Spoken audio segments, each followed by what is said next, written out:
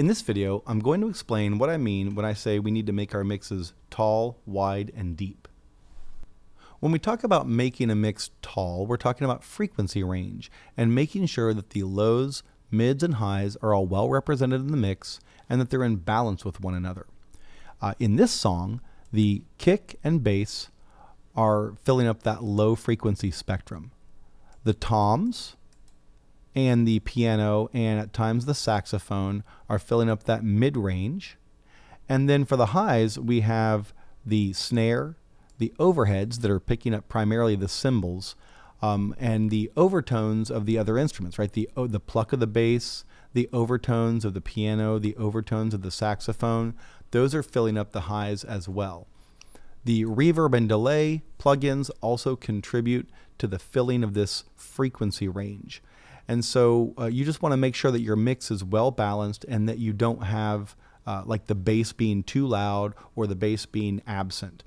This can happen a lot if you mix on headphones and the headphones are not mixing headphones. For instance, there are certain brands of headphones that give you an artificial bass boost. And so if you have that bass boost on and you're mixing with them, then you think your mix is in balance, and then when you listen to it on another system or you give it to somebody else and they're listening on headphones without that bass boost, the bass is gone, right? Because you mixed with the boost present, and when it's absent, there's no more bass. So if we listen to this just a little bit, hopefully you will hear that the frequency ranges are all sort of in balance.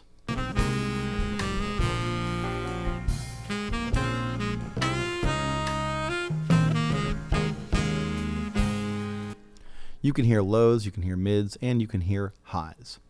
When we talk about making a mix wide, we're talking about the stereo field and using the full stereo field to our advantage to make our mix clear and transparent and just more interesting than a mix where everything is stacked up in the middle. So here we have the kick, the bass, and the saxophone in the middle, but we have the snare panned off to one side, we have the toms panned around the stereo field. We have the drum overheads at 10 o'clock and 2 o'clock. I chose to make the drums not quite as wide in this mix so I could leave more room for the piano to be out to the hard left and hard right. Also filling up that stereo field are the reverb and delay tracks, right? Because that sort of ambient sound is also panned hard left and hard right. So if you listen to this, especially if you listen on headphones or on a pair of good studio monitors, you can hear that there is sound all across the field. Everything's not just in the middle.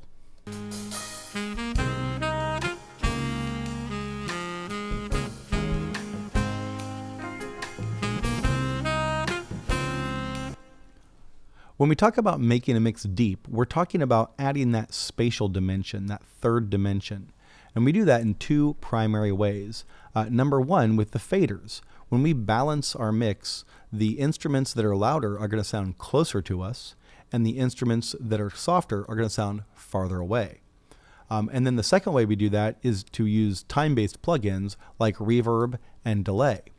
And the wetter something is, the more reverb and more delay it has on it, it will sound farther away. The drier a track is, the closer it's going to sound to us. So we can use these tools to create an artificial third dimension or depth to our music.